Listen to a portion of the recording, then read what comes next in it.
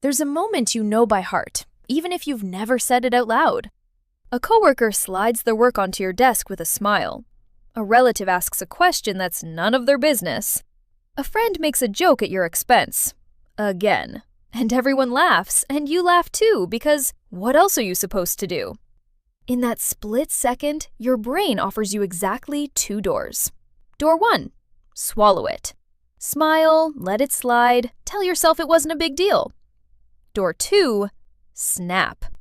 Push back hard, raise your voice, become the difficult one. Here's what almost nobody tells you.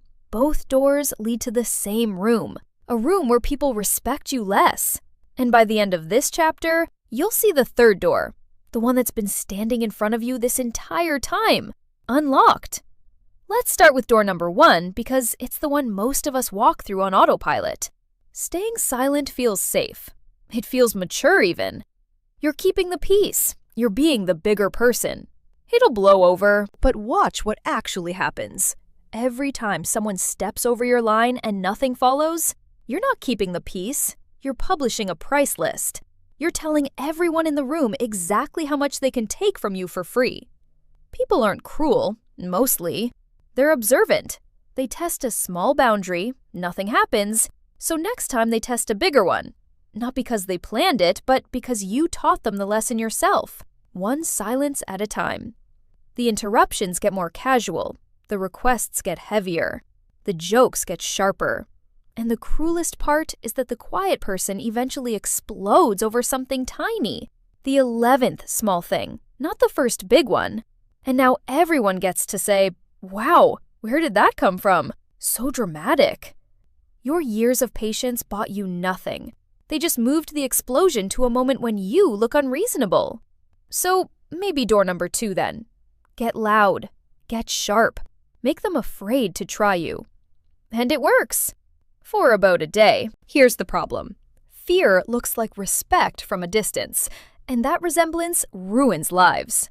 The intimidating boss watches everyone go quiet when he enters the room and thinks, they respect me. No, they're managing him. The way you manage a fire alarm. They tell him what keeps him calm, hide what sets him off, and the moment he leaves the room, everything he built starts leaking. Fear only works while you're watching. Respect works in your absence. That's the entire difference, and it's worth pausing on. Respect is what people do when you're not there. Fear evaporates the second the door closes. And there's harder evidence than intuition here. Daniel Ames and Francis Flynn, in a study published in the Journal of Personality and Social Psychology, looked at how assertiveness affects the way leaders are judged, and found it works like a curve, not a ladder. Too little assertiveness, and people wrote leaders off as weak. Too much, and people couldn't stand working with them. The ones who commanded real respect lived in the middle, firm enough to hold a line, calm enough not to turn every line into a war. Which means the goal was never be nicer or be tougher. Both extremes fail. The goal is something else entirely. So what is that something? Do a quick experiment with me right now. Picture the one person in your life you respect most. Not the one you fear, not the one with the biggest title or the loudest voice, the one where, when they speak, something in you leans forward. Got a face in mind? Now look closely at what they actually do. I'd bet money on this. They're calm. They don't rush to fill silence. When they say they'll do something, it happens. Quietly, without an announcement. They listen to you like you're the only conversation on their calendar. And when they disagree, they say so plainly, without heat, and somehow it lands heavier than anyone's shouting. That's not a coincidence. And it's not charisma you're either born with or not. Psychologists Susan Fiske, Amy Cuddy, and Peter Glick showed in their research on social perception, published in Trends in Cognitive Sciences, that we size up every person we meet along 2 lines: how warm they are and how competent they are. Warm but soft, and people like you without listening to you. Competent but cold, and people obey you while quietly rooting against you. Respect lives at the intersection. And here's the good news buried in that finding. Both lines are trainable.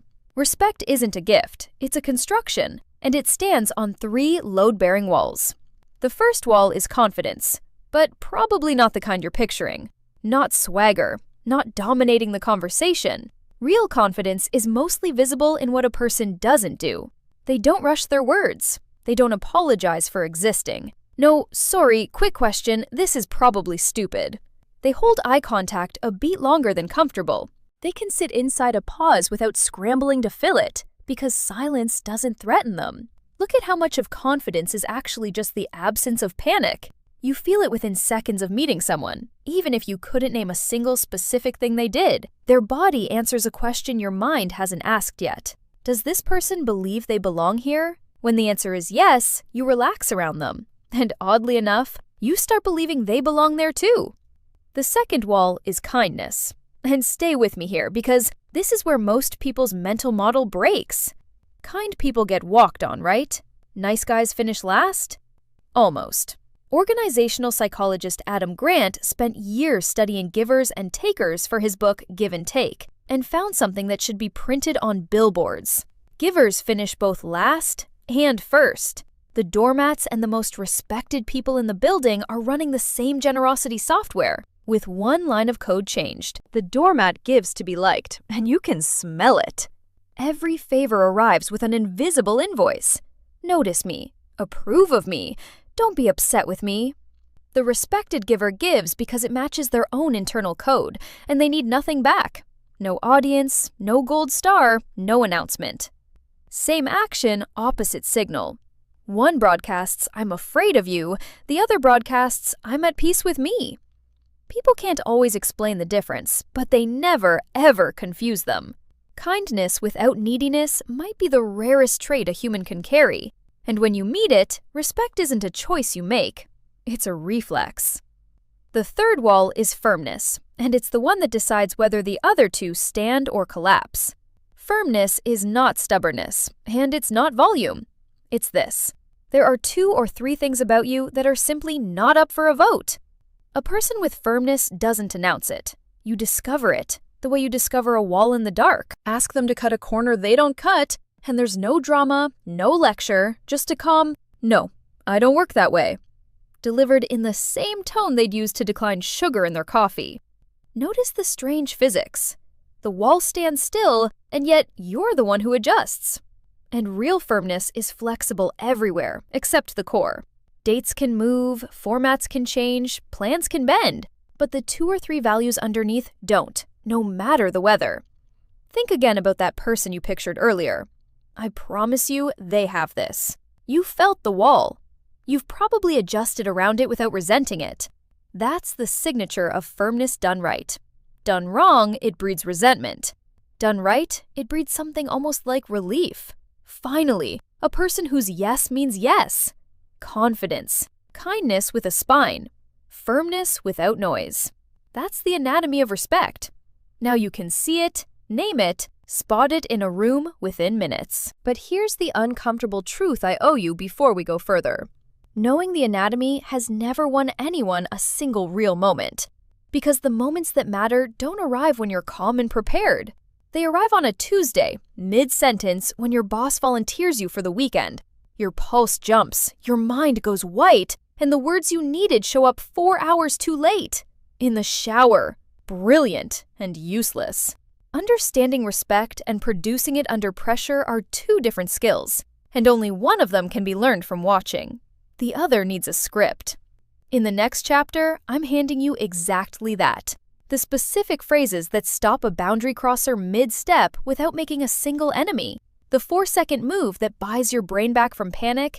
And the 1 sentence, used by negotiators, therapists, and every calm person you've ever envied, that ends almost any attack without a fight.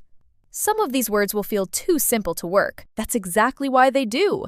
Every scam artist on the planet knows one thing about you that your closest friends don't. They know that if they can make you answer right now, phone in hand, heart racing, "Your account is compromised. We need to act in the next 2 minutes," you will hand over things you'd never give away after a night's sleep. Urgency is the oldest weapon in the book. And it's not just criminals who use it. The boss who needs an answer.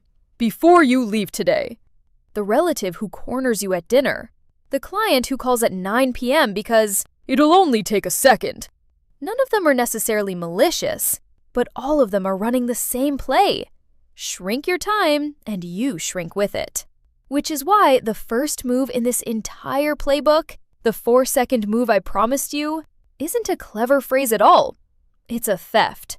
You're going to learn to steal your time back. Here's how it works. Someone puts you on the spot. The old you had 2 settings, instant yes or fight. The new you does something almost insultingly simple. You don't answer. Not forever. 4 seconds of silence, 1 slow breath, and then 11 words. I need some time to think about this. I'll get back to you tomorrow. Read that again and notice what you did not do. You didn't say yes, so you're not trapped. You didn't say no, so there's nothing to argue with.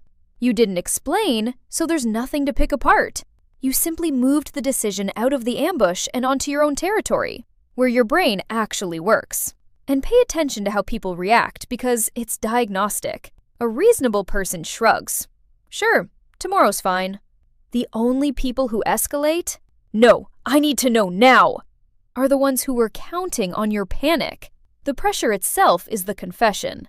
When someone can't survive you thinking for 1 day, you've just learned everything you need to know about the deal. But what about the moments that aren't requests? The accusations, the blow-ups, the conversation where someone unloads on you and stands there waiting for you to either crumble or swing back? This is where the one sentence comes in. The sentence negotiators reach for when the room is on fire. The one Chris Voss, the FBI's former lead hostage negotiator, built half his method around. It never split the difference. Make the other person feel heard before anything else happens. In everyday life, it sounds like this. I hear you. I want to think about what you've said, and I'd rather come back to this when I can respond properly. That's it. Watch the physics of it. A person mid-attack is braced for 2 things, your surrender or your counterpunch. Both feed the fire. That's the fuel it runs on. I hear you is neither. It doesn't concede a single inch, and it doesn't supply a single spark. The argument reaches for its fuel and finds air. Most fights don't end because someone wins. They end because one person quietly declines to be flammable. And here's the twist that surprises everyone who tries it. Walking away from the explosion doesn't read as weakness. Weeks later, people remember who lost their composure and who didn't. The person who didn't is the one they start lowering their voice around. Now, for the wall every playbook eventually hits. The word no. You know you should say it more. You've known for years. So why does your mouth keep saying, sure, no problem, while your stomach files a formal complaint? Because your brain is running a fear forecast. They'll be offended. They'll think I've gotten arrogant. They'll never ask again. And that forecast is wildly, provably wrong. Cornell psychologist Vanessa Bonds has spent her career studying these moments, and her findings, collected in You Have More Influence Than You Think, point in one humbling direction. We drastically overestimate how much our refusals bother other people. The catastrophe you're bracing for mostly happens in one location, your own head. The person you agonized over saying no to has usually moved on before you finished feeling guilty. And there's a second mistake stacked on the first. When we finally do refuse, we bury the no under a mountain of justifications. Listen carefully, because this is counterintuitive. Every reason you attach to a no is a handle for someone to grab. I can't because I'm busy Saturday. Invites, what about Sunday? You didn't set a boundary. You opened a negotiation. The writer Anne Lamott put it in 7 words that belong on your bathroom mirror. No is a complete sentence. You're allowed to stop talking after it. Still, let's be honest, a flat no can feel brutal, especially with people you actually care about. So here's the elegant version from William Ury, co-founder of Harvard's negotiation program, who wrote an entire book called The Power of a Positive No around one idea. A strong no is a yes in disguise, wrapped around something you're protecting. The structure is yes, no, yes. First, the yes to your own priority. My commitments are full this month, and I've promised myself I'll do them properly. Then the clean no. So I can't take this on. Then a yes forward on your terms. But reach out earlier next time, and I'd genuinely like to make it work. Feel the difference? Nobody got rejected. A door closed and another one opened, and you chose which. This matters most for the capable people, because competence is a magnet. The better you are, the more hands reach for you, each request tiny on its own. It's just 5 minutes. You're so good at this. But you are one person. You cannot photocopy yourself. Somebody has to be the accountant of your hours, and there are only 2 candidates, you or everyone else. The people who respect themselves have simply done the math the rest of us avoid. I have this much capacity, and pretending otherwise doesn't make me generous. It makes me late, exhausted, and secretly resentful. Guarding your limit isn't selfishness, it's quality control. One more tool, and the kit is complete. What to say when someone's behavior is the problem. The tone, the yelling, the little digs. Most people go straight for character. You're so rude. You always do this. Marshall Rosenberg, whose nonviolent communication has been used everywhere from marriages to war zones, spotted the flaw. Attack the person and they defend the person.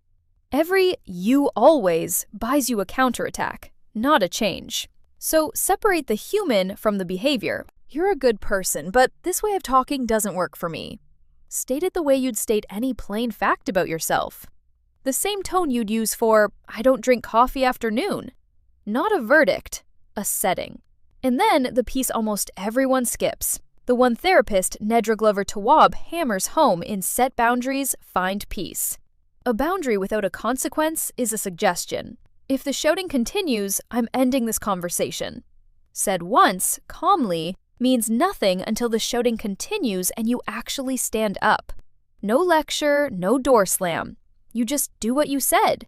That's the moment your words acquire weight, and it happens exactly once. From then on, people remember, this one means it. So there's the playbook. Steal your time back. Refuse to be flammable. Let no be a sentence. Wrap it in a yes when it counts, and put an action behind every line. And now, the last honest thing, the one most videos won't tell you. You will not wake up tomorrow as this person. If you've spent 20 years being the accommodating one, that pattern has 20 years of practice, and it will not surrender to a Tuesday night decision that everything changes now. Grand transformations fail. Reps don't. James Clear built Atomic Habits around this exact mechanism. Every small action is a vote for the kind of person you're becoming. And identities are elected slowly, one unremarkable ballot at a time. So this week, you're not transforming. You're voting. Once. 1, let me get back to you tomorrow. Your voice might shake. Vote anyway, because here's the quiet loop hiding underneath everything we've covered. Every small act of self-respect makes the next one easier, and the next, until one day, without a single raised voice, without becoming someone you're not, people around you have somehow recalibrated. They ask instead of assuming. They check before piling on. They think before crossing. And if you trace it back, it never started with them at all. Remember those 2 doors from the beginning? Swallow it or snap? The 3rd door was never a clever comeback. It's this. You, going first. Respect turned out to be an inside job that leaks. People don't respect you because you demanded it. They respect you because they walked in, watched how you treat yourself, and simply followed the house rules.